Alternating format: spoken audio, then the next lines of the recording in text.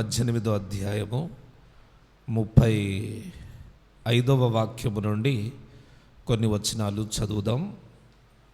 లూకాసు వార్త 18వ అధ్యాయము 35వ వాక్యము నుండి నేను చదువుతాను. అందరూ శ్రద్ధగా భయభక్తులతో వినండి. ఓకేనా? అందరూ శ్రద్ధగా భయభక్తులతో వినండి. ఆయన ఎరికో పట్టణమునకు సమీపించినప్పుడు ఒక గ్రుడ్డివాడు త్రోవ పక్కను కూర్చుండి భిక్షమడుగు కొనుచుండెను. దేవునికి స్తోత్రం. మనం చదువుకున్న ఈ వాక్య భాగాన్ని కొంచెం జాగ్రత్తగా వింటూ ఈ మాటలలోని లోతైన విషయాలను తెలుసుకోవడానికి ఈ రాత్రి ప్రయత్నం చేద్దాం. యేసు ప్రభువారు ఈ భూమి మీద కన్య మరియమ్మ గర్భము ద్వారా ఈ లోకంలో జన్మించి 33.5 సంవత్సరాలు బ్రతికి ఆ 33.5 సంవత్సరాలలో 3.5 సంవత్సరాలు దేవుని పరిచర్య చేస్తూ గ్రామ గ్రామాలు సంచరించాడు. అలాగున దేవుడు అనగా యేసు ప్రభువారు గ్రామ గ్రామాలు సంచరిస్తున్నటువంటి ఆ టైంలో ఆయన ఎరికో పట్టణానికి కూడా వెళుతూ ఉన్నట్టుగా మనకి ఇక్కడ అర్థమవుతుంది. ఏ పట్టణానికి? ఎరికో పట్టణానికి. అక్కడ వాక్యం అలాగే రాయబడి ఉన్నది. ఆయన ఎరికో పట్టణమునకు సమీపించినప్పుడు అని. ఎరికో పట్టణమునకు సమీపించినప్పుడు అంటే ఎరికో పట్టణానికి వెళుతున్నాడు, ఎరికో పట్టణానికి దగ్గరగా ఉన్నాడని అర్థం. ఒక చిన్న ఎగ్జాంపుల్ లేకపోతే ఒక చిన్న విషయం ఎరికో పట్టణమును గురించి మనం తెలుసుకోవాల్సిన అవసరం ఉంది.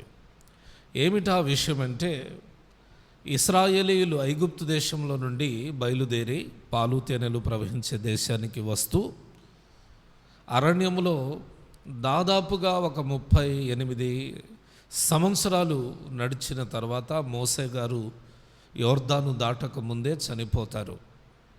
యోర్దాను దాటక ముందే మోసే చనిపోయిన తర్వాత మోసే నాయకత్వాన్ని కొనసాగిస్తూ మోసే స్థానంలో యెహోషువ నాయకత్వ బాధ్యతలు తీసుకుంటాడు. యెహోషువ నాయకత్వం తీసుకొనిన తర్వాత ఇశ్రాయేలీయులందరినీ యెహోషువ యోర్దాను నదిని దాటిస్తాడు. ఎర్ర సముద్రాన్ని దాటించిన వ్యక్తి మోసే, యోర్దాను నదిని దాటించినటువంటి వ్యక్తి యెహోషువ. వీళ్ళు యోర్దాను నదిని దాటిన తర్వాత ఇశ్రాయేలీయులు, వారి నాయకుడైనటువంటి యెహోషువ, వీరందరూ యోర్దాను నదిని దాటిన తర్వాత వారికి ఎదురుగా, వారికి మొట్టమొదటగా తగిలిన పట్టణం, వారు ఎదురొచ్చిన పట్టణం, వారు దాటవలసిన పరిస్థితి వచ్చిన పట్టణం పేరు ఎరికో పట్టణం. చాలా బలమైన పట్టణం అన్నమాట. చాలా ధనవంతులున్న పట్టణం అది. అలాగుననే చాలా విలువైన సంపదలు ఉన్న పట్టణం అని కూడా చెప్పొచ్చు ఎరికో పట్టణాన్ని. ఎరికో పట్టణస్థులు ఏం చేసి ఉన్నారంటే, ఎరికో పట్టణము చుట్టూ మంచి గోడ కట్టేసి ఉన్నారు, బలమైన గోడ కట్టేసి ఉన్నారు. చరిత్రకారులు చెప్తారు, ఆ గోడ మీదంట 2 గుర్రపు బండ్లు ఒకేసారి వెళ్తాయట. అంటే ఆ గోడ ఎంత లావు ఉంటుందో చూడండి. 2 గుర్రపు బండ్లు ఒకేసారి వెళ్తాయట. అంత బలమైన గోడలు ఆ ఎరికో పట్టణము చుట్టూ కట్టుకున్నారు. ఇలాంటి మాటలు విన్నప్పుడు మనకేమని అర్థమైంది, లేకపోతే మనకేం ఆలోచన వచ్చిందంటే, పాస్టర్ గారు పట్టణము చుట్టూ గోడలు కట్టుకున్నారు కదా, మరి వాళ్ళు బయటకు వెళ్ళడం, వాళ్ళు లోపలికి రావడం ఎలా అనే ఆలోచన మనకు కలిగిద్ది. వాళ్ళు బయటకు వెళ్ళడానికి, వాళ్ళు లోపలికి రావడానికి మాత్రం కొన్ని గుమ్మాలు విడిచిపెట్టుకున్నారు. కొన్ని స్థలాలు ఉన్నాయి లోపలికి బయటకు వచ్చే స్థలాలు. టయానికి ఆ డోర్స్ తెరుస్తారు, టయానికి మూసేస్తారు. మొత్తం ఎలా ఉంటుందంటే పక్కడబందిగా ఉంటుంది. మన ఇంట్లో ఎలాంటి పరిస్థితి ఉంటుందో అలాగుననే ఎరికో పట్టణంలో పరిస్థితి ఉంటుంది. క్రొత్త వాళ్ళు రావాలంటే రకరకాల పర్మిషన్స్. ఎవరింటికి వెళ్తున్నావు, ఎందుకు వెళ్తున్నావు, ఎన్ని రోజులు ఉంటావు, ఇలాంటి రకరకాలు ఉంటాయి. అలాగుననే ఆ పట్టణంలో నుండి ఎవరైనా ఎక్కడికైనా వెళ్ళాలంటే వాళ్ళ దగ్గర కూడా కొంత సమాచారం తీసుకుంటారు అక్కడి పరిపాలకులు. ఏ ఊరికి వెళ్తున్నావు, ఎన్నాళ్ళు ఉంటావు, ఎప్పుడు వస్తావు అనేటటువంటి సమాచారం ఆ పట్టణాన్ని విడిచి వెళ్తున్న వారి దగ్గర కూడా తీసుకుంటారు.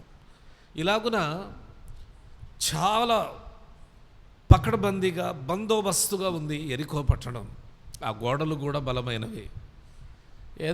ఏదో 6 అంగుళాల గోడ లేకపోతే 9 అంగుళాల గోడ అయితే మన వాళ్ళు పగలగొడతారు. అంతలా గోడను ఎలా పగలగొట్టడం? ఆ గోడలు పగలకపోతే ముందుకు సాగడం కష్టం, ఇంకక్కడ ఉండిపోవాల్సిందే. ఆ పట్టణాన్ని జయిస్తేనే ముందుకు వెళ్ళడానికి అవకాశం.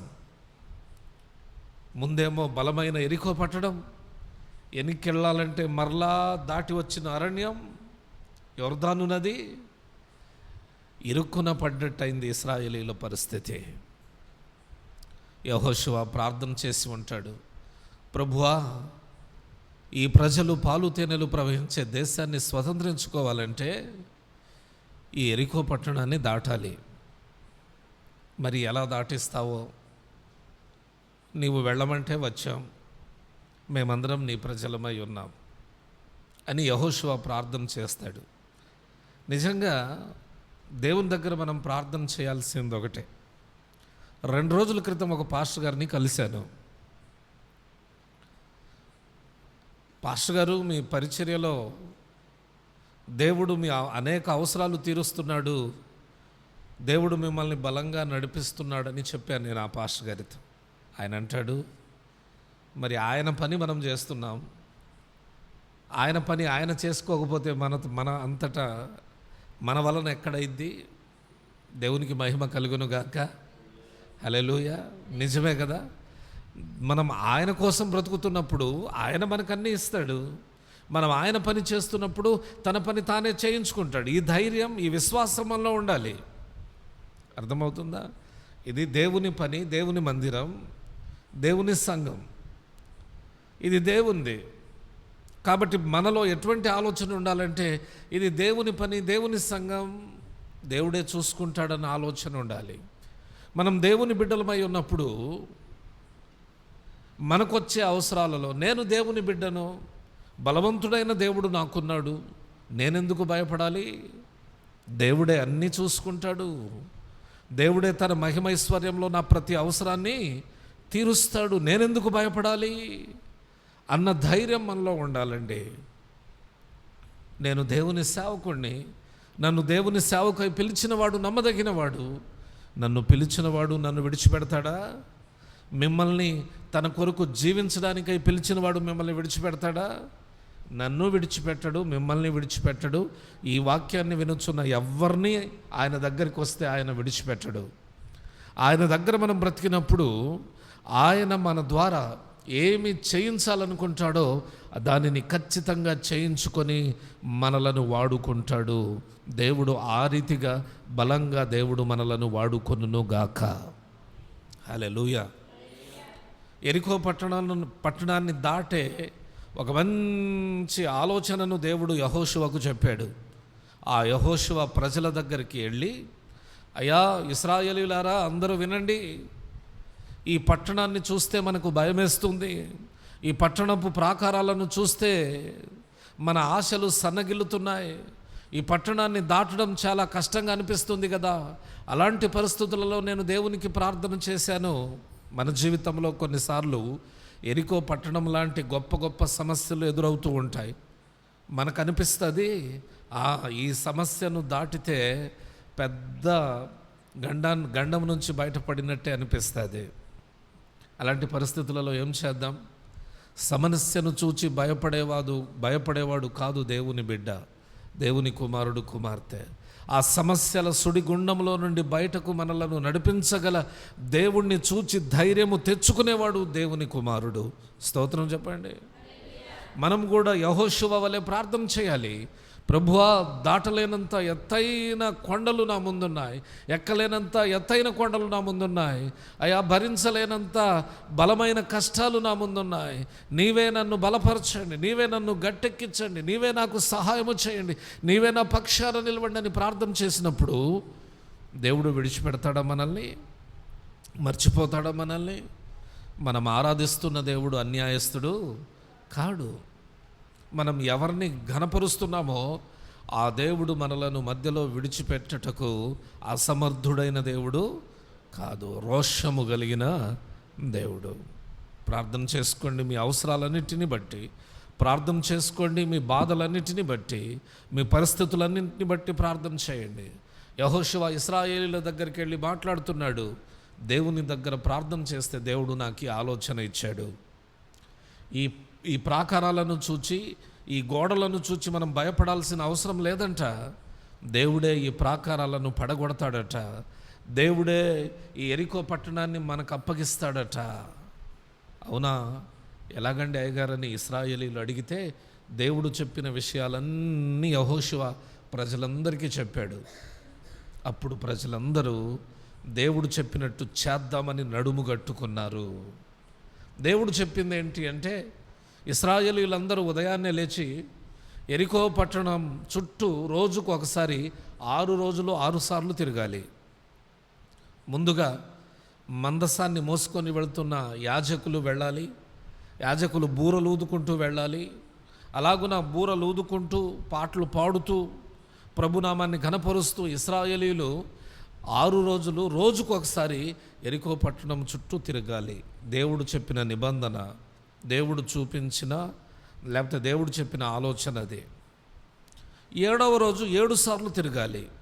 7 సార్లు తిరగడం పూర్తయిపోయిన తర్వాత అందరూ ఒక్కసారిగా ప్రభువును మహిమపరుస్తూ కేకలు వేయాలి అని దేవుడు ఒక మంచి ఆలోచన చెప్పి ఉన్నాడు. ఆ ఆలోచన ప్రకారం యెహోషువ ఇశ్రాయేలీయులతో మాట్లాడినప్పుడు ఇశ్రాయేలీయులు ఏం చేశారంటే రోజుకు ఒకసారి 6 రోజులు 6 సార్లు యెరికో పట్టణము చుట్టూ తిరిగారు. 7వ రోజు 7 సార్లు తిరిగిన తర్వాత 7వసారి కంప్లీట్ అయింది. అందరూ కూడా బిగ్గరగా ఆర్భాటముతో ప్రభువును కేకలు వేస్తూ, ప్రభు కొరకై కేకలు వేస్తూ ఘనపరిచారు, స్తుతించారు. తమ శక్తి సామర్థ్యాల కొలది ప్రభువును మహిమపరచగా దేవుడు వారి ప్రార్థనను ఆలకించి వారి ముందున్నటువంటి గోడలన్నిటినీ, యెరికో పట్టణంలో ఉన్న ఇళ్ళన్నిటినీ కూల్చిపడేశాడు. దేవునికి మహిమ కలుగునుగాక.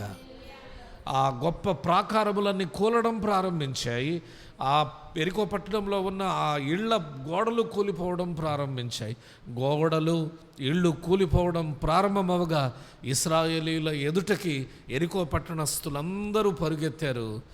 ఇశ్రాయేలీయులు యెరికో పట్టణంలోని ప్రజలు దొరికిన వారిని దొరికినట్టుగా చంపి యెరికో పట్టణాన్ని స్వాధీనం చేసుకున్నారు. హల్లెలూయా. యెరికో పట్టణాన్ని స్వాధీనం చేసుకున్నారు. యెరికో పట్టణంలో వారికి దొరికినటువంటి గొర్రె మేకలు, అలాగుననే ఆవులు, కోడేళ్ళు, అలాగుననే వెండి బంగారం విలువైన వస్తువులు, వీటన్నిటినీ దేవుని మందిరంలో పెట్టేశారు. యెరికో పట్టణాన్ని టోటల్గా స్వాధీనం చేసుకున్నారు. చూసారా? మన దేవునికి అసాధ్యమైనది ఏదియో లేదు. యెరికో గోడలను కూల్చడం మన తరము కాదురా అని మాట్లాడిన వాళ్ళు ఉంటారు లోపల. ఇది మన వల్ల అవ్వదు అని కొందరు ధైర్యంగా ఉన్న వారిని సైతం నిరాశపరిచిన వారు 20 లక్షల మందిలో ఉండకుండా ఉంటారా? ఉంటారు.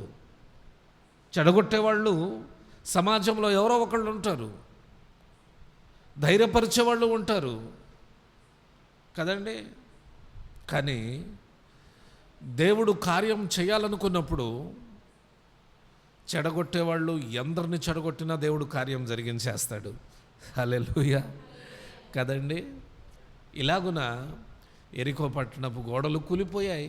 ఎరికో పట్టణంలో ఉన్న ఆ ఎరికో మనుషులందరినీ ఇశ్రాయేలీయులు చంపేసి ఎరికో సామ్రాజ్యాన్ని స్వతంత్రించుకున్నారు. ఇప్పుడు ఎరికో ఎవరి చేతిలోకి వచ్చేసింది? ఇశ్రాయేలీయుల చేతిలోకి వచ్చేసింది.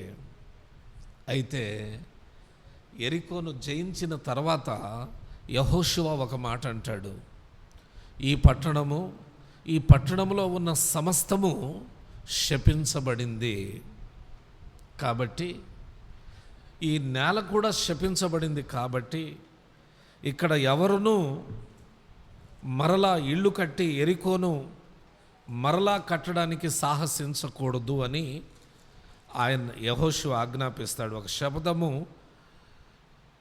వారి చేత చేయించి వారికి ఆజ్ఞాపిస్తాడు. ఎక్కడుంటుంది ఈ మాట? యెహోషువ గ్రంథం 6వ అధ్యాయంలో 26వ వాక్యం అనుకుంటా, 6:26. ఆ కాలమున యెహోషువ జనుల చేత శబ్దము చేయించి వారికిలా ఆజ్ఞాపించెను. ప్రజలందరితో శబ్దం అంటే ఒక ప్రమాణం చేయించాడు. ఇశ్రాయేలీయులందరితో, ఇశ్రాయేలీయులారా నేను చెప్పినట్టు మీరు చెప్పండి అని యెహోషువ ఇశ్రాయేలీయులందరితో ఒక ప్రమాణము చేయించాడు. ఏమని ప్రమాణం చేయించాడో చెప్పనా? ఇశ్రాయేలీయులమైన మేము దేవుని కృప వలన మా బలానికి మించినటువంటి ఈ ఎరికో ప్రాకారములను, ఈ ఎరికో పట్టణాన్ని జయించాము దేవుని సహాయము వలన. దేవుడు ఎరికో పట్టణము మీద తన యొక్క ప్రచండమైన తీర్పును, ఉగ్రతను కుమ్మరించి ఎరికో ప్రాకారములను కూల్చి ఎరికో పట్టణంలో ఉన్న దానంతటినీ పాడు చేసి ఉన్నాడు.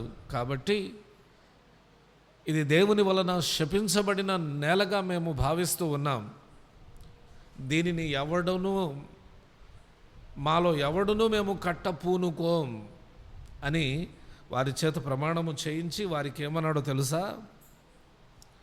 ఎవడు ఎరికో పట్టణమును కట్టించపూనుకొనునో వాడు యెహోవా దృష్టికి శాపగ్రస్తుడు. చూసారా? శబ్దము చేయించి ఇశ్రాయేలీయులతో యెహోషువ చెప్పినటువంటి ఈ మాటలు, ఓ ఇశ్రాయేలీయులారా, మీలో ఎవరైనా ఎరికో పట్టణాన్ని కట్టించాలి అనుకున్నారా? ఎవరు కట్టించాలనుకుంటారో వాళ్ళు దేవుని దృష్టిలో శాపగ్రస్తులు. దేవుడు ఆల్రెడీ అది వద్దు అని ఆ గోడలను, ఆ ప్రాకారాలను అన్నిటినీ పడగొట్టాడు. దేవుడు వద్దు అని పడగొట్టిన దాన్ని ఎవడు నిలబెట్టాలనుకుంటాడో వాడు శాపగ్రస్తుడు అవుతాడు. ఇంకా వాడు దాని పునాది వేయగా వాని పెద్ద కుమారుడు చనిపోతాడు. వినండి జాగ్రత్తగా. ఎరికో పట్టణాన్ని కట్టించపూనుకొనివాడు శాపగ్రస్తుడు అవుతాడట. కట్టించపూనుకొని పునాది నిలబెట్టాడనుకోండి, వాడి పెద్ద కుమారుడు చేస్తాడట. గుమ్మాలు నిలబెట్టాడనుకోండి, చిన్న కుమారుడు చేస్తాడట. ఇలాగున యెహోషువ ఆ పట్టణము విషయమై అలాగున ఒక ప్రమాణము వారి చేత చేయించి ఉన్నాడు. కాబట్టి అప్పటి నుండి ఎరికో పట్టణాన్ని శపించబడిన పట్టణముగా ఆ స్థలానికి ఎవరు వెళ్ళేవాళ్ళు కాదు, ఆ పట్టణం వైపు ఎవరు చూచేవాళ్ళు కాదు. ఆ పట్టణాన్ని కానీ అక్కడున్న ప్రాకారాలను మరలా కట్టించాలని ఎవ్వరూ పూనుకునేవాళ్ళు కాదు. టోటల్గా ఎరికో అంటే శపించబడినది అని ప్రజలందరి దృష్టిలో ఆలోచన ఉండేది. ప్రజలందరూ ఎరికో పట్టణం అంటే వామ్మో, ఎరికో పట్టణాన్ని కట్టించాలనే ఆలోచన వస్తేనే దేవుని దృష్టిలో శాపగ్రస్తుడంట. కట్టిద్దామని పూనుకొని పునాది వేస్తే పెద్ద కుమారుడు చనిపోతాడట. పునాది వేసి దర్వాజలు నిలబెడితే ఆ టయానికి చిన్న కుమారుడు చనిపోతాడట. మాకెందుకు ఈ శ్రమ, మాకెందుకు ఈ బాధ, మాకెందుకు ఈ కష్టం? వద్దు బాబోయ్, వద్దు, ఆ ఎరికో పట్టణమే వద్దు, దాన్ని కట్టించడం వద్దని అప్పటి నుండి ఇశ్రాయేలీయులలో చాలామంది ఆ ఎరికో పట్టణం కట్టించడానికి కానీ ఆ దరిదాపుల్లోకి వెళ్ళడానికి ఎవ్వరూ పూనుకోరు. అయితే 2000 సంవత్సరాల క్రితం యేసుప్రభు వారు ఈ లోకానికి వచ్చిన ఆ టయానికి ఎరికో పట్టణపు ఆనవాళ్ళు మనకి ఇక్కడ కనబడుతూ ఉన్నాయి. మనం చదివినటువంటి ఈ లూకా సువార్త 18వ అధ్యాయంలో ఎరికో పట్టణంలో ఎవరో కొందరు కొన్ని ఇళ్ళు కట్టుకొని ఉన్నారు, కొందరు నివసిస్తున్నట్టుగా మనకి ఇక్కడ చరిత్ర చెబుతూ ఉంది. అయితే ఎరికో పట్టణంలో ఉన్న వాళ్ళందరూ దేవుని దృష్టిలో శాపగ్రస్తులే.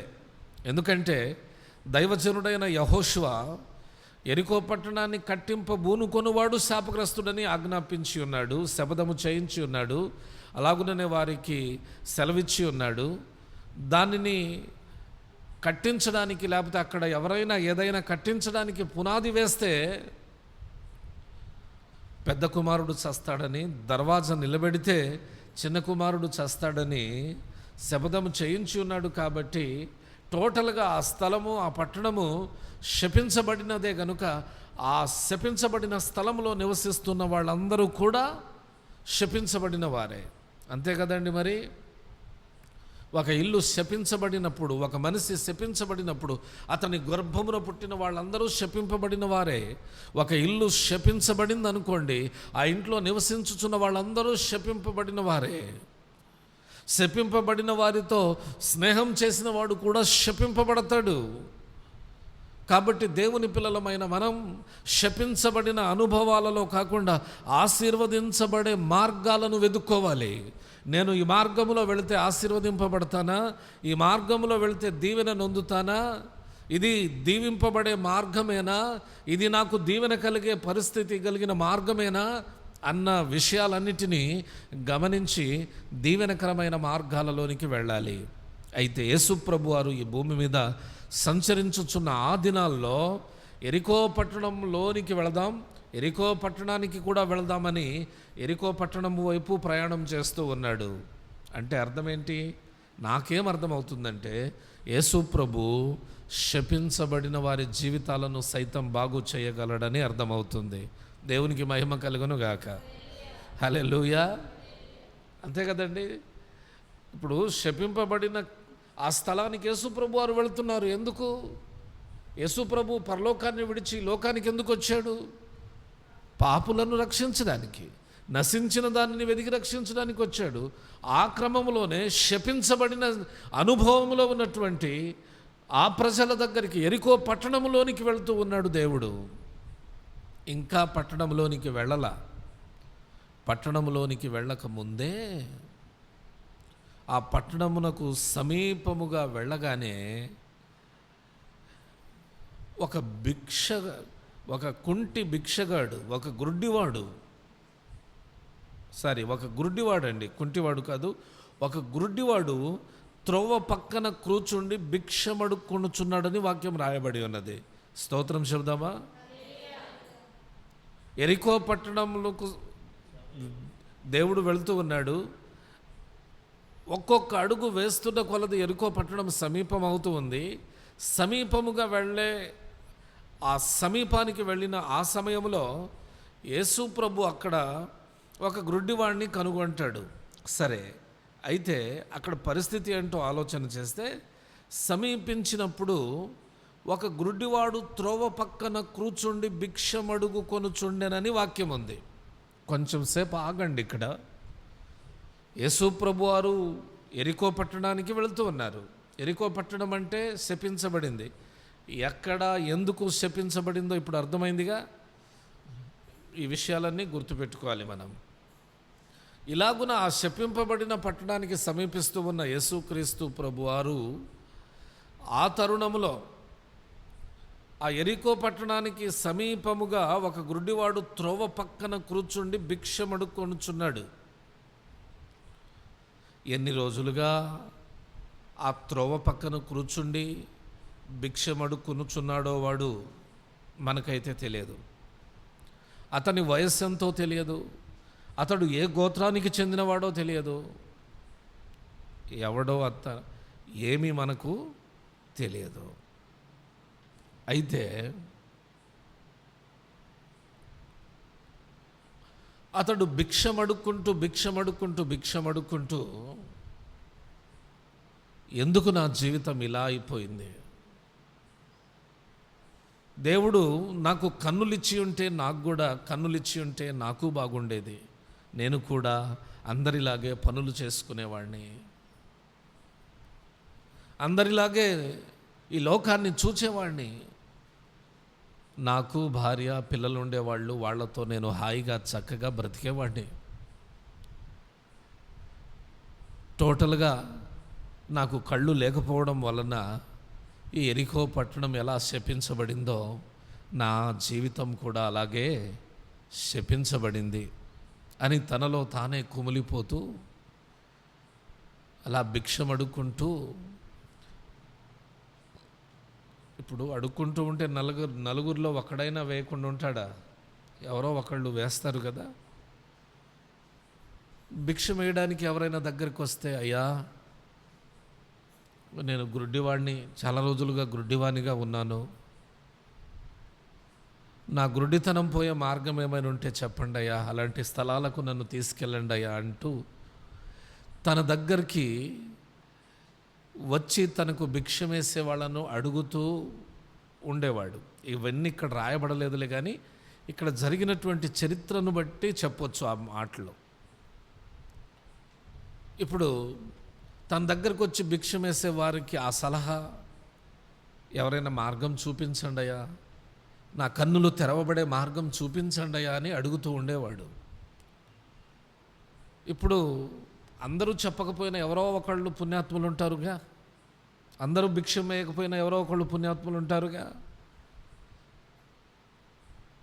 పుట్టినప్పటి నుండి గుడ్డివాడవైన నీకు ఈ లోక వైద్యం, ఈ లోకంలో ఎన్ని ప్రయత్నాలు చేసినా ఫలితం శూన్యం బాబు అని చెప్పేసి వెళ్ళేవాళ్ళు కొందరు. ఇంకా రకరకాల మార్గాలు చెప్పి ఉంటారు ఇంకొందరు. అంతేకాకుండా కొందరు, నీవు పుట్టినప్పటి నుండి గుడ్డివాడవు కదా, ఈ లోకంలో ఏ మందులు నీ గుడ్డితనాన్ని పోగొట్టలేవు, ఏ వైద్యము నీ గుడ్డితనాన్ని పోగొట్టలేదులే, కానీ యేసు ప్రభు వారు నీ గుడ్డితనాన్ని పోగొట్టగలరు. అవునయ్యా, యేసు ప్రభు వారు నా గుడ్డితనాన్ని పోగొట్టగలరా? ఎస్, యేసు ప్రభు వారు మాత్రమే నీ గుడ్డితనాన్ని పోగొట్టగలరు. అవునా? ఆయన గ్రామాలు తిరుగుతున్నాడు బాబు. గ్రామాలు తిరిగి కుంటి వారికి కాళ్ళు, గుడ్డి వారికి చూపులు, పక్షవాయువు గల వారిని బాగు చేస్తున్నాడు, రక్తస్రావ రోగం కలిగిన వారిని బాగు చేస్తున్నాడు, దయ్యాలు పట్టిన వారిని బాగు చేస్తున్నాడు, అందరినీ బాగు చేస్తున్నాడు. గ్రామాలు తిరిగి ఆయన అనేకులను బాగు చేస్తున్నాడు. ఆయన దగ్గరికి ఎవ్వరు వెళ్ళినా బాగుపడిపోతున్నారు.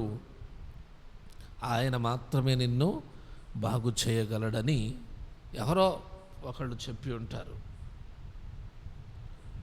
ఆ మాట ఆ గుడ్డివాడు గట్టిగా పట్టుకున్నాడు. యేసయ్య దగ్గరికి వెళితే నేను బాగుపడతానన్న నమ్మకం అతనిలో ఆ క్షణమే కలిగి, ఆ క్షణము నుండి యేసు దగ్గరికి ఎలా వెళ్ళాలి, యేసు దగ్గరికి ఎలా వెళ్ళాలి, యేసు దగ్గరికి ఎలా వెళ్ళాలి, నన్ను యేసు దగ్గరికి ఎవరు తీసుకెళ్ళగలరు అని యేసు కోసం ఆరాటపడుతూ ఉన్నాడు ఈ గుడ్డివాడు. జీవితంలో జీవితాంతం గుడ్డివానిగా ఉండిపోవడం ఇష్టం లేక, కళ్ళతో చూడాలి, ఈ లోకం ఎలా ఉంది, లోకంలో ఉన్న పరిస్థితులు ఎలా ఉన్నాయి, మనుషులు ఎలా ఉన్నారు, వీటన్నిటినీ నేను నా కళ్ళతో చూడాలి. నజరేయుడైన యేసు నా గుడ్డితనాన్ని పోగొట్టి నా కన్నులకు వెలుగునివ్వగలడని విన్నాను అని ఆ రోజు నుండి ఎవరో యేసును గురించి చెప్పారు కదా, ఆ రోజు నుండి యేసు ప్రభు వారిని చూడాలి, ఆయన దగ్గరికి వెళ్ళాలనే ఒక గట్టి పట్టుదలను కలిగి ఆ రోజు నుండి యేసు ప్రభు వారు ఎవరు, ఆయన చరిత్ర ఏంటి, ఆయన పరిస్థితులు ఏంటి అని తన దగ్గరికి వచ్చి భిక్షమేసే వాళ్ళ దగ్గర అక్కడ ఇక్కడ సమాచారాన్ని సేకరించుకుంటూ యేసు ప్రభు వారిని గూర్చిన కొంత సమాచారాన్ని అతడు తెలుసుకొని ఉన్నాడు. కానీ యేసు ప్రభు దగ్గరికి ఎవరైనా నన్ను తీసుకొని వెళితే బాగుండు, లేకపోతే యేసయ్య నా దగ్గరకు వస్తే బాగుండు, గ్రామ గ్రామాలు తిరుగుతున్న యేసయ్య ఈ మార్గం గుండా వెళితే బాగుండు అన్న ఆలోచన అతని హృదయంలో రన్ అవుతూ ఉంది. ఆ ఆశ అతడు కలిగి ఉన్నాడు. మరి ఆశగల ప్రాణాన్ని తృప్తిపరిచే దేవుడు కదా. ఇతని ఆశను, ఇతని కోరికను తీర్చడానికే యేసు ప్రభు వారు ఆ మార్గం గుండా వచ్చాడేమో. యేసు ప్రభు వారు ఆ మార్గం గుండా వెళుతూ ఉన్నప్పుడు యేసు ప్రభు వారి వెంట జనసమూహం ఉంటారు కదా. ఆ జనసమూహము యేసు ప్రభు వారు వెళుతున్నటువంటి ఆ శబ్దం ఎందుకో ఎవరో ఎక్కువ మంది వెళ్తున్నట్టుగా ఈ గుడ్డి వారికి కనబడదు కదా. చెవులతో విన్నాడట, చెవులతో విన్నాడు. ఎవరో జనసమూహం దాటిపోవచ్చున్నట్టు ఆ శబ్దాన్ని విని ఏమిటిది అని అడిగాడట. ఏమిటయా ఇది, ఏం జరుగుతుంది ఇక్కడ? ఏదో గందరగోళంగా అనిపిస్తుంది, గొడవగా అనిపిస్తుంది, ఎక్కువ జనసమూహం దాటిపోవచ్చున్నట్టు అనిపిస్తుంది, ఏం జరుగుతుంది ఇక్కడ అని అడిగితే ఎవరో చెప్పారు, నజరేయుడైన యేసు ఈ మార్గము గుండా వెళ్ళుచున్నాడని ఎవరో చెప్పారంట ఆ గురుడివానికి. దేవునికి మహిమ కలుగునుగాక. గురుడివాడు ఎవరి కొరకు ఎదురు చూస్తున్నాడు? యేసు కొరకు. గురుడివాని ఆశ ఏంటి? యేసయ్య ఒక్కడే నన్ను బాగు చేయగలడనే ఆశ, యేసయ్య నా జీవితాన్ని సరి చేయగలడనే ఆశతో యేసు ప్రభువారు ఈ మార్గం గుండా వెళ్తే బాగుండు, యేసు ప్రభువారు నా దగ్గరికి వస్తే బాగుండు, లేకపోతే నన్ను ఎవరైనా యేసు క్రీస్తు ప్రభు దగ్గరికి తీసుకెళ్తే బాగుండు అన్న ఆలోచనతో యేసు ప్రభువారిని గూర్చి విలువైన సమాచారాలన్నీ తెలుసుకొనిన వాడై వాళ్ళను వీళ్ళను అడిగి సమాచారాన్ని తెలుసుకుంటూ యేసు ప్రభువారిని గూర్చి ఎదురు చూస్తూ ఉంటే అతని చెవులలో ఒక కమ్మని స్వరం ఎవడో చెప్పాడు, ఒక శుభవార్తను ఎవరో చెప్పారు. ఏంటా శుభవార్త అంటే, నజరేయుడైన యేసు ఈ మార్గమున వెళ్ళుతున్నాడు. దేవునికి మహిమ కలుగునుగాక. నిజంగా ఆ పరిస్థితులలో కష్టము మనలను లేవలేకుండా కృంగదీసిన పరిస్థితులలో, శత్రువు మనలను లేవలేకుండా చేస్తున్నటువంటి పరిస్థితులలో, ఈ లోకంలో ఉన్న బాధలు మనలను లేవనీయకుండా కృంగదీస్తున్న ఆ టైంలో మనం లేచి నిలబడడానికి ఎవరైనా దారి చూపిస్తే, ఎవరైనా సలహా చెబితే ఆ సలహా ఎలా ఉంటుందో తెలుసా? బాగా మండుచున్న వేడిమి గల ఆ కాలంలో పైనుండి విపరీతమైన ఎండలు కాస్తూ ఉన్నప్పుడు ఆ మండు టెండలలో ఎడారిలో ప్రయాణం చేస్తూ ఉంటే ఎడారిలో ఉన్న ఇసుక వేడి పైనుండి దహించి వేస్తున్నటువంటి సూర్యుని వేడి, దాహం ఇంకా అధికమైపోతుంది, దాహం ఇంకా రెట్టింపైపోతుంది. ఆ టైంలో ఎవరైనా ఒక గ్లాస్ నీళ్ళు ఇస్తే బాగుండని అనుకుంటాం. అనుకున్న తోడనే గ్లాస్ నీళ్లు దొరికితే ఆ గ్లాస్ నీళ్లు ఎంత టేస్ట్గా, ఎంత కమ్మగా, ఎంత రుచికరంగా మనకు అనిపిస్తాయో, ఈ గుడ్డివానికి కూడా నజరేయుడైన యేసు ఈ మార్గాన వెళుతున్నాడు అన్న ఆ మాట ఎంతో ధైర్యాన్ని ఇచ్చింది. ఏంటి, నజరేయుడైన యేసు ఈ మార్గాన వెళుతున్నాడా? అమ్మో, ఎన్నాళ్ళో యేసు కొరకు ఎదురు చూచాను, యేసు యేసు యేసు అంటూ యేసు కొరకు ప్రయాసపడ్డాను, ఆ యేసే వెళుతున్నాడు, ఆ నజరేయుడైన యేసు వెళుతున్నాడట అని ఇంకా నా నుండి దూరంగా వెళ్ళిపోతాడేమోనని, తర్వాత నాకు అందడేమోనని ఆ గురుడివాడు, దావీదు కుమారుడా నన్ను కరుణించుమని కేకలేశాడు. దేవునికి మహిమ కలుగునుగాక. గట్టిగా చెప్పండి హల్లెలూయా. యేసు ప్రభు దావీదు కుమారుడని ఇతనికి ఎలా తెలుసు? నేను ఇందాక చెప్పాను కదా, ఇతడు యేసును గురించి విన్న తర్వాత భిక్షం అడుక్కుంటూనే యేసును గురించి కొంత సమాచారం సేకరించాడు. దేవుని పిల్లలమైన మనం కూడా ఏదో చర్చికి వస్తున్నాం, ప్రభుకు ప్రార్థన చేస్తున్నాం, వెళ్ళిపోతున్నాం అన్నట్టుగా కాదు. మన ప్రభువును గురించి కొంత అవగాహన మనకు ఉండాలి. మన ప్రభువును గురించి కొంత సమాచారం మనకు తెలిసి ఉండాలి. మన ప్రభువును గూర్చిన విలువైన సమాచారం మనం సేకరించి ఉండాలి. యోహాను సువార్త 15వ అధ్యాయం 7వ వాక్యం ఏమంటుంది? నా యందు మీరును మీ యందు నా మాటలు ఉంటే మీకేది ఇష్టమో అడుగుడి, అప్పుడది మీకు అనుగ్రహింపబడును.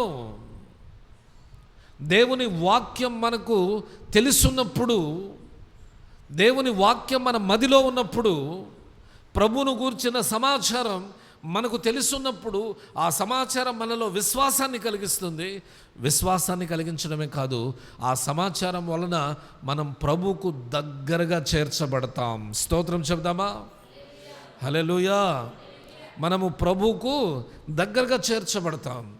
నజరేయుడైన యేసు ప్రభు ఈ మార్గాన వెళుతున్నాడని తెలుసుకున్న ఆ గుడ్డివాడు, దావీదు కుమారుడా నన్ను కరుణించమన్నాడు. ఈ నజరేయుడైన యేసు నిజంగా దావీదు గోత్రంలోనే పుట్టి ఉన్నాడు. ఇక్కడ నాకేం అర్థమైందంటే, ఈ గుడ్డివాడు యేసును గురించి చాలా విషయాలు తెలుసుకొని ఉన్నాడని అర్థమవుతుంది.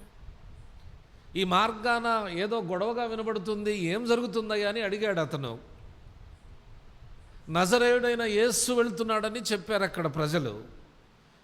మరి యేసును ఎలా, లేకపోతే యేసును పిలవాలనుకున్నాడు అనుకోండి, యేసును గురించి ఏమీ తెలియని ఇతను నజరేయుడైన యేసు అని పిలవాలి. ఎందుకంటే వాళ్ళు చెప్పేవాళ్ళు ఏమని చెప్పారు? నజరేయుడైన యేసు అని చెప్పారు. కాబట్టి ఏమీ తెలియని స్థితిలో ఇతను ఉంటే నజరేయుడైన యేసు అని ఇతడు యేసును పిలవాలి. కానీ వాళ్ళు చెప్పింది ఏమని? నజరేయుడైన యేసు ఈ మార్గాన వెళ్ళుచున్నాడని చెబితే ఈ గుడ్డివాడు ఏమని కేకలేస్తున్నాడు? దావీదు కుమారుడా నన్ను కరుణించుమని కేకలేస్తున్నాడు. ఇక్కడే మనం అర్థం చేసుకోవాల్సింది ఏంటంటే, ఈ గుడ్డివాడు త్రోవ పక్కన కూర్చొని భిక్షం అడుక్కుంటూనే దేవుణ్ణి గురించి చాలా విషయాలు తెలుసుకున్నాడు.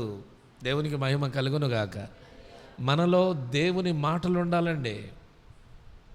హల్లెలూయా. మన హృదయంలో ఏముండాలి? కక్ష, కోపం, వ్యసనం, అసూయ, మత్సరాలు, వివాదాలు, ఏమండి ఇలాంటివి కాదు ఉండాల్సింది. దేవుని మాటలు ఉండాలి మనలో. మన హృదయం దేవుని మాటలతో నింపబడి ప్రశాంతంగా ప్రభువును ఆరాధించుకునే మనస్సు కలిగి ఉండాలి మనం. కానీ లోకంలో ఉన్న చెత్త చెదారమంతా హృదయంలో పెట్టుకొని, హృదయంలో యేసును కలిగి ఉండకుండా, యేసుకు చోటు లేకుండా చేస్తూ ఉంటాం మనం. ఎంత తప్పు అది! ఎంతో తప్పు కదక్క అది. కాబట్టే దేవుని పేరట మిమ్మల్ని హెచ్చరిస్తూ ఉన్నాను. ఏమని అంటే, మన హృదయంలో మనం యేసుకు చోటిచ్చుదుముగాక. యేసయ్యను గూర్చిన సమాచారం మన హృదయం అనే పలకల మీద రాసుకొందుముగాక. ఇక్కడ ఈ గుడ్డివాడు దావీదు కుమారుడా యేసు నన్ను కరుణించమని కేకలేస్తే, అక్కడ నడుచుచున్న వాళ్ళు ఏమన్నారు? ఊరుకో, కన్నులుండి ఆయన వెంట నడుస్తుంటేనే మా వైపు ఇప్పటిదాకా చూడలేదు ప్రభు, గుడ్డివాడవైన నీ కేకలు వింటాడు, అసలే గొడవగా ఉంది నాయన, ఆగు నువ్వు కేకలేయొద్దు, ఆగుమని చెబితే ఇతడు ఏమంటాడో తెలుసా? మరీ ఎక్కువ స్వరముతో దావీదు కుమారుడా నన్ను కరుణించుమని కేకలేస్తాడు. దేవునికి మహిమ కలుగునుగాక. దేవుని పని నువ్వు చెయ్యొద్దు అని మనకు ఎవరైనా చెబితే మనం ఎక్కువగా చేసి చూపించాలి. దేవునికి స్తోత్రం. జాన్ బన్యన్ గారు యాత్రికుని ప్రయాణం అనే పుస్తకాన్ని రాసినటువంటి జాన్ బన్యన్ గారిని సువార్త ప్రకటించుచున్నందుకు చెరసాలలో వేశారట. చెరసాలలో కొన్ని దినాలు ఉండిన తర్వాత అక్కడ చెరసాల అధికారులు, అయ్యా బన్యన్ గారు చాలా రోజుల నుంచి చెరసాల్లో ఉన్నారు కదా, మిమ్మల్ని విడిచిపెడతాం, కానీ ఒక షరతు.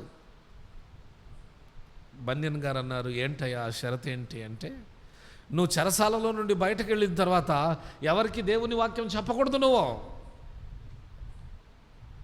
ఎవరికి వాక్యం చెప్పకూడదు, ఎవరికి సువార్త చెప్పకూడదు. సువార్త చెప్పనని ఇదిగో ఇక్కడ సైన్ చేస్తే నిన్ను రిలీజ్ చేస్తాం, చెరసాలలో నుండి నిన్ను రిలీజ్ చేస్తామని చెప్పారంట జాన్ బన్యన్ గారికి. అప్పుడు జాన్ బన్యన్ గారు ఏమన్నారో చెప్పనా? సువార్త ప్రకటించకుండా నేను ఉండలేను.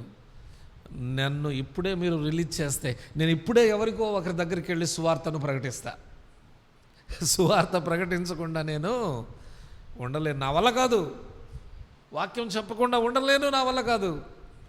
వాక్యం చెప్తా నేను. ఈ ఆఫీసర్స్ ఏమంటున్నారు? వాక్యం చెప్తున్నందుకే కదా నిన్ను చెరసాల్లో వేసింది, మరలా వాక్యం చెప్తానంటావేంది? నేను చెప్తా, నా దేవుని గురించిన సమాచారం నేను చెప్తా. దేవునికి మహిమ కలుగును గాక. దేవుని బిడ్డలు ఎవరో బంతిని ఇలా తన్నినప్పుడు ఎంత ఎగిసిపడుతుంది బంతి కదా, ఎంత వేగంగా తంతే అంత ఎత్తుకు వెళ్తుంది బంతి. చూసారా మీరు ఎప్పుడైనా? దేవుని పిల్లలంటే మనలను అణచివేయాలని చూచే కొద్దీ ఎగిసిపడేవాళ్ళు. దేవునికి మహిమ కలుగును గాక. హల్లెలూయా. నిన్ను చాలామంది అణచివేయాలని చూస్తారు. సాతానుడు నిన్ను అణచివేయాలని చూస్తారు, నీ శత్రువులు నిన్ను అణచివేయాలని చూస్తారు, రకరకాల మనుషులు నిన్ను అణచివేయాలని చూస్తారు. నువ్వు దేవుని బిడ్డగా ఎలా ఉండాలో తెలుసా?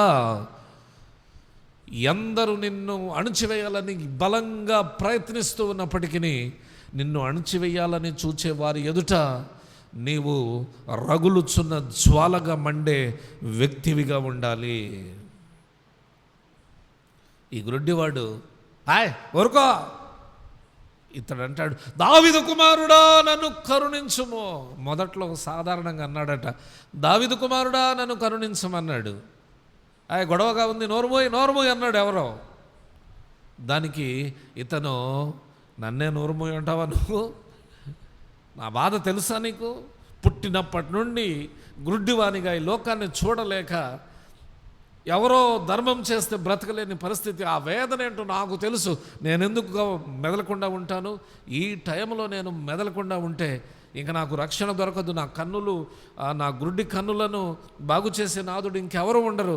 యేసు మరొక సందర్భంలో నాకు దొరుకుతాడో లేదో అని తన హృదయంలో అనుకున్నవాడై, దావీదు కుమారుడా నన్ను కరుణించమని బిగ్గరగా కేకలేస్తే యేసు ఆ స్వరాన్ని విని ఎవరైతే ఊరుకుండమని చెప్పారో వారినే పంపించి ఆ గుడ్డివాడిని యేసు తన దగ్గరికి పిలుచుకొని ఆ గుడ్డివాడిని చెయ్యి పట్టుకొని, నీకేం కావాలని కోరుకుంటున్నావంటే నేను చూపు పొందాలని కోరుకొనుచున్నానని ఇతడు చెప్పగా, అతనికి మంచి కన్నులను, అతని గుడ్డితనాన్ని పోగొట్టి చక్కటి వెలుగు కలిగిన జీవితాన్ని దేవుడు అతనికి దయచేశాడు. స్తోత్రం చెప్పండి. హల్లెలూయా, హల్లెలూయా. ఏమండి చూసారా? ఈ గుడ్డివానిలో నుండి మనం నేర్చుకోవలసింది ఏంటంటే, అతడు యెరికో పట్టణానికి సమీపంగా బయటే ఉన్నాడు. యెరికో పట్టణం శపించబడిన పట్టణం. మనము కూడా శపించబడిన దానికి, అంటే ఇతడు యెరికో పట్టణానికి సమీపముగా ఉన్నాడు, మంచి పని చేశాడు, లోపలికి వెళ్ళలేదు. ఇతడు మంచోడని నేను చెప్పట్లేదు. యెరికో పట్టణం అంటే అది శపించబడింది. దానికి సమీపంగా ఉన్న, దానికి లోన ఉన్న అది తప్పే. కీర్తన 1వ అధ్యాయంలో రాయబడి ఉంటుంది కదా, దుష్టుల ఆలోచన చొప్పున నడువక, పాపుల మార్గమున నిలువక, అపహాసకులు కూర్చుండు చోటును. దుష్టులతో మనకు సాంగత్యం ఏంటి? దుష్ట సాంగత్యము మంచి నడవడిని చెరుపునని వాక్యం ఉంది కదా.